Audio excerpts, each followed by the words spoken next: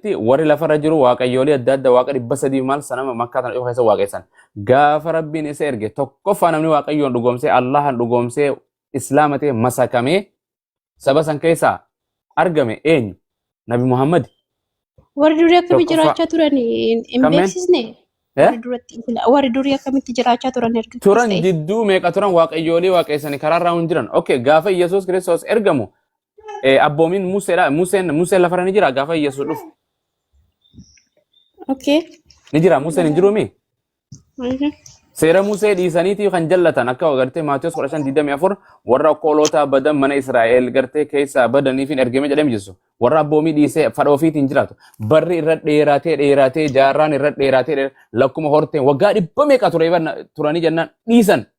aadaa amantii dhiisanii abboomii musee rabbiin itti kan san hunda dhiisanii hortee generation after generation badan bineensota akkuma hoolaa ta'an jechuu akkuma bineensaa waliin jiraatan yeroo san gartee rabbiin Yesuus Kiristoosis dhalatee achi keessatti erge jechuudha. Yesuusis jiraatee gartee mala itti banii ajjeefnan keessaa deemu bara dheeraa waggaa 500 meeqa kuu jiraatee booda gartee jarri kunis amantiirraa namuu jaarraa hin dhumata hin deebi'anii jijjiirama namni keessa barsiisu hin jiru barattoonni namni barsiisu kan dhalatee warri isaanii lallabu keessaa gudume rabbiin ammas nabi Muhammadiin fidee isa goolabaa godhee nabi Muhammad tokkoffaa isa gartee nama Allahatti rabbitti dhugoomsee muslima nama rabbiin masakamee ta'etti dhufe islaama jechuun nama rabbiin masakamu ammoo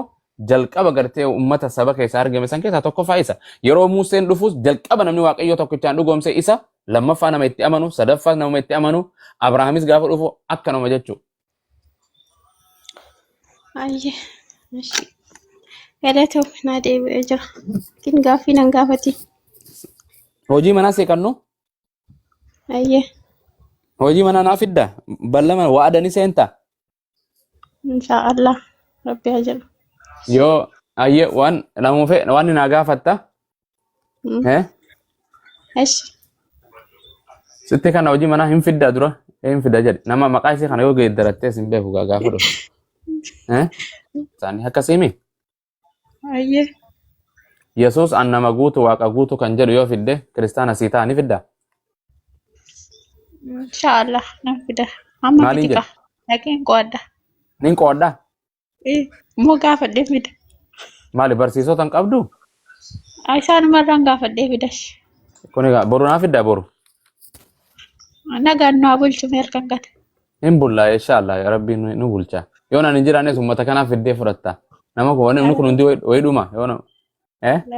lakki ara jiraadhu waggaa katabadhu maaliin siin jedhe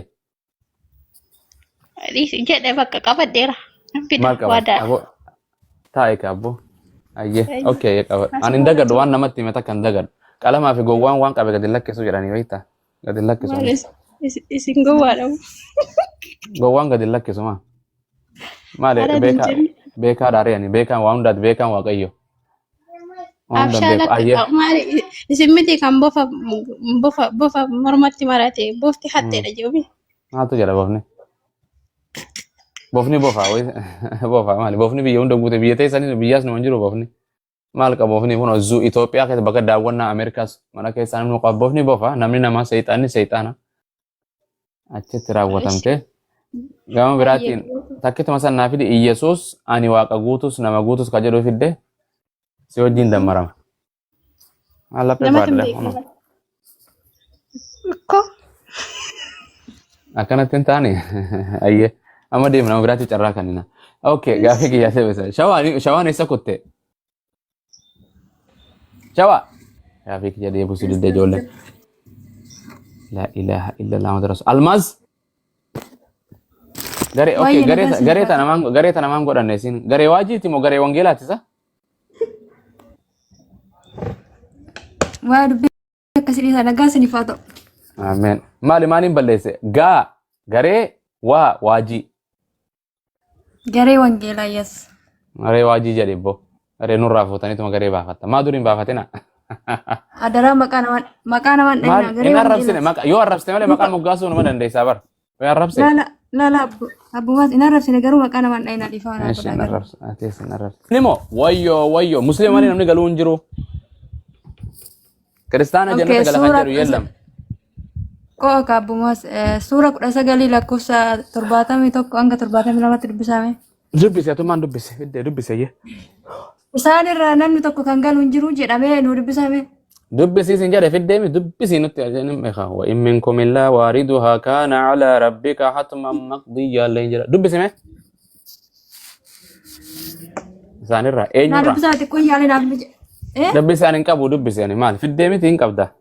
Maal? namni fidate ani wangeela giseen fide kun wangeela hin dubbisa Quraanatti maan dubbisaame Kunan keessanii bar kun quraanatti akkana jedha jedhi hin seenuu islaamni hin seenuu jannata jedha jedhiiti fidi ani kiristaanni ka jannata hin seenne si fida Mee abbuumaas dubbisa biraa qabdu rakkoo qabu. almaas dubbisi ka amma nu dhiise dubbisi ka maal taate sa way yeroo ofii qophooytee dhuftee miti kitaaba bakka san dubbistee dhuftee miti akkam jettan abuu xala asriillee waan zuuriillee na biraa geesse akkasuma salaat isin maal sagadda makriba moo ishaayi ishaan salaate kee maasha allah akkasi tanaaf akkana isin assalaatu nuurun jedhanii bara abbo hin salaanna warrin salaatanii bara salaatan qabani akkasi wallahi almaas dubbisi almaaz Bakka yoo nuuf dubatan niifama naa godhaa qaba xiqqoo ishii fiidiyoo bahuuf naaf ta'u baasuudhaaf viidiyoo bahin jedhe dubbisi achuma viidiyoo bahin jenne waan inni jedhu jechuun baasee dubbisuudhaaf duubatti deebi'ee baasuudhaaf naaf hin mijatu.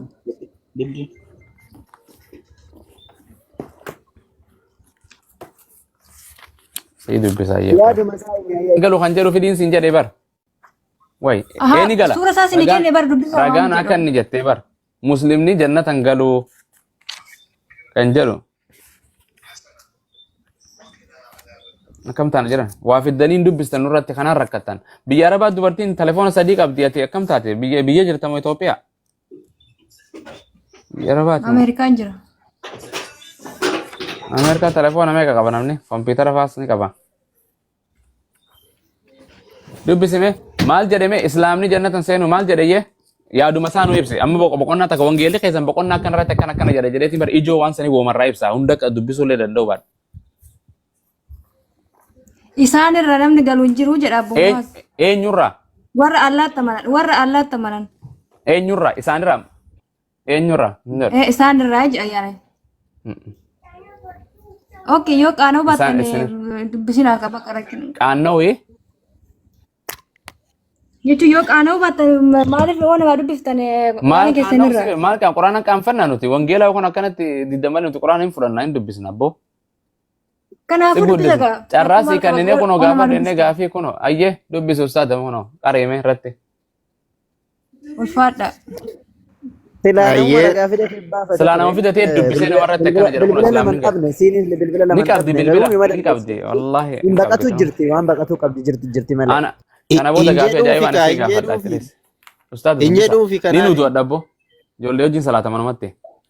rabbi rahmata isin yaa godhu لا عنده بس كويس سيباسي بس جرا طلعني كوي ابو طلحان دايما نجلا مقاي ساكن ايش نغاما سغلين كيا Yes. naam sirrii dhagaa هاي جل كبرك حسنسي دبسا فوربك لنحشرنهم والشياطين ثم لنحضرنهم حول جهنم جثيا قوفتاكيتين ككني رقمت إساني في شيطانوتا ولتك أمني إرقسي مقا جهنميتي جلبين فتو تاسفني إسان فينا eenyuuf dhugumatti isaanii fi shayxaanota warra rabbitti kafarrirraa hasaa'ira ثم لننزعن من كل شيئة أيهم أشد على الرحمن عتيا سنبودا غري هند إرى إسان رحمن إرت جلئنه إرت إموتأن نيبافن ثم لنحن أعلم بالذين هم أولى بها صليا إرجسي أقومت نتي إسان إرى warra ishee yookaa ibidda seenuu qaban beekna وإن منكم إلا واردها إسان إرى eenyu illeen ishee seenu malee hin hafu dirqama rabbii keetiin murteeffamedha ثم ننجي الذين قوي دقفدو ثم ننجي الذين اتقوا سنبود ور ربي صداتا نقابافنا ور ميتا هجتا إمو إشي كيست جلبين فتو تاسفني هن إسناجد مي مالي دقافين كيس كيسا مسلمني جهنم سينا كجد ويسا جرا جنة قالوا إسان الراو كان سين انجرون جاو ترباتم تقرد مالي فرق دبرتن ترباتم إيو تقرد ديبي دربي أربسا كوي إيو دا كان أوكي ترباتم دربي تقرد بسا ترباتم تقرد بسا ترباتمي توك ثم نحن أعلم أورمو ثم لنحن أعلم بالذين هم أولى بها سلوجا دقارت لالي إلالي أيه إسان الرا eenyu illeen ishee seenu malee hin hafu dirqama rabbiin keetiin murteeffamedha jedhe isaan irraa jedha eenyu naasee jalqaba gararraarratti Ela kun la jalqaba waan naasaa dhufe laali gooftaa keekitiin kakadhe dhugumatti isaanii fi sheexaanota walitti qabneeti ergesii moggaa jahannamitti jilbeeffatoo taasisnee isaan fidnaa jedhe warra rabbitti kafaree fi sheexaanota hunduma isaanii walitti qabee jedhe isaanuma keessaa iyyuu mola kunoo ilaali 69 rammoo sana booda garee hunda irraa isaan rahmaan yookaan rabbiin irratti jal'ina irratti cimoo ta'an ni baafna jedhe ergesii abiddicha sana seensisnaa jedhaa jira musliimootatu jahannama seenu yookaan janna abidda seenuu ka jedhu eessaa fiddaadha biyyaa koo yaa kun isaan irraa kan jedhu kun seexanatu ni jannata abda seena jedhamu warre kun isaan irraa kan jedhu kun maal ibsa isaan irraa kan maal jedhu kun jalqabarraa si dubbiseen tureem 68 irraa ol deebiitti dubbisi mi'aadha biyyaa koo I know maal I know jedhe isaan irraa kan jedhu kun eenyu ibsa fakkeenyaaf gararraa irratti maal jedhe beektaa 68 irratti gooftaa keetiin kakanne jedhee rabbi nabi Muhammadiin dhugumatti isaanii fi jedhe warra rabbitti kafaree fi shayxaanota walitti qabneetti moggaa jahannamitti jilbeenfatoo taasisnee isaan fidnaa jedhe warra rabbitti kafaree fi shayxaanota isaanuma keessaa immoo warra jal'ina irratti cimoo ta'an immoo adda baasnaa jedhe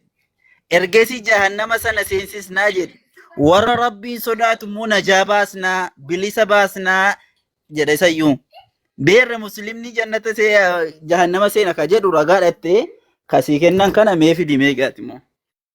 hayyalla yalla yalla qabu kun isaan irraa kan jedhu kun hunda isaanii ibsa isaan irraa kan kun musliimota hunda ibsa malee seexanaan ibsu bar musliimota kan jedhu eessa jiraas isaan irraa kan jedhu kun seexanaaf sooree bar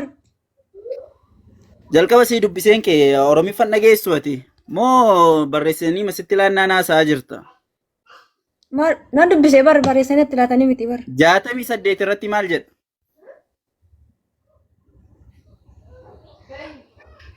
isaan irraa waan jedhu waan isaan jedhe duraan haasa'aa ture waan nama wayii qaba jechuun ibsu isaan yeroo jedhu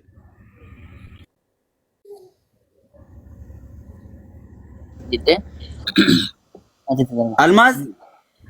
أما أبو طلحة waaye almaas waaye dhagaa'u jira isaan irraa gaafa jedhu 68 irraa yoo dubbiste gooftaa keetti kakanne jedhe rabbi nabi Muhammadiin isaanii fi shayxaanota jilbeenfachiisnee walitti qoraanyaanee jahannamirra finnaa jedhe isaanuma keessaa immoo warruma shayxaanotaa fi warra kaafiraa kana keessaa immoo warra jal'inaan rahmaan irratti daangaa darban immoo qobaatti adda baasnaa jedhe isaan irraa namni kamiyyuu seenu malee nafuu jedhe abiddatti eegesiyoo thumma nunajji alladhiina taqaw ونظر الظالمين فيها جثيا ورا ربي صدات من مؤرا قل لي سناجد مي مسلم جهنم سينا كاجد اوكي دي سيغا اوكي دانا غوران راندو تشينيتي مي ايس جرا مسلم ني جهنم سينا كان جروس كيسا dhaggeeffadhaa qaban seexan wala dhaggeeffadhaa isaan irra jechi jedhu kun fakkeenyaaf walakkaan jannata gala jechuudha seexan walakkaan immoo nafaa jechuudha ree gaaffii kee inni gaaffii waan biraa garuu muslimni jahannama seena isa jette eessaa fiddama fidi seenuun jedhe baraan seenuun seena yoo man jedhe seenuun jedhe abdatti gubatuun jedhe jahannama seenu jette jahannama seenu jette ibiddan seenu jette seenaan jedhe jannata seentanii جنة مو جهنم جنة مي جنة مسلمين سينو كان جدو مي اسكي ساي سافيد كنو ترباتا مي توكورا كذا مال جدو إسان مسلمين الرا جنة سينو دا مسلمين جنة سينو يسجد إسان كان جدو إسان كان جدو إسان جتون أين جداير إسان أين جداير إسان جتون ور الله تماني كا ور الله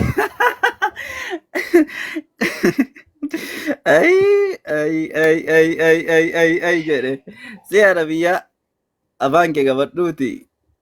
mana cufadhuuti taayiti dubbifadhu xuruutti waan maalii haasaa irra beektarran sii deebi'a keeta yoo dubbisuu barbaadde yoo dhugaa barbaadde 68 irraa kaaste yoo dubbiste maal ibsa fawarabbike jedhe rabbiin ofii isaatii kakate لنحشرنهم والشياطين maal kun ifaadha waan namarratti wal dhabuun qabu ustaaz mee dubbisaa rakkoon qabu Eeshi. Jaatamii jaharraan kaasa. Kaafirichi kaafiradha. Kaafirichi kaafaminsa mormoo haala qoosuun yeroon du'ee qabrii kiyya irraa si'achi kaafamee jireenya tasgabbaahaa jiradha kun waan hin fakkaanne jedha. Kaafirichi kaafaminsa mormu kun akkaataa nuti duraan dhabama irraa isa uumuu keenya hin yaadatu. Kaafamuu uumama kaafamuun kanumaafuu jedha. Kanaafuu uumama duraa ilaaluudhaan uumama lammaffaatiif ragaa hin godhatu. Uumamni lammaffaa irra laafaa ta'uu waliin jedha. 68 yaa ergamicha gooftaa keenyatti haa ta'uuti qabrii isaanii keessaa gara dirree walgayiitti haala isaan seexaanota isaanii isaan jal'isa waliin walitti qindoomaniin isaan baafna. Sana booda xinnaatanii haala jilbeenfataniin gara balbala jahannamitti isaan oofna. Sana booda 69 sana booda namoota rabbiin buluu diduudhaan sana booda namoota rabbiin buluu diduudhaan dura bu'oota ta'an gosa hunda keessaa humnaan bunnee fuuna. 70 sana booda isaan keessaa isaan keessaa eenyu ibidda seenuu ishee dhandhamuu fi jiran arguutti hunda caalaatti haqa kan godhatu ni beekna. 71 yaa namoota isin keessaa nam tokko odoo buusaa jahannamirra kaa'ame yookiin siraata irra odoo hin ce'in hin hafu. Ce'uun kun murtee hin jijjiiramnedha. Rabbitu murteesse waan ta'eef murtee isaa wanti deebisu hin jiru jedha. Siraata erga ce'an booda warri rabbiin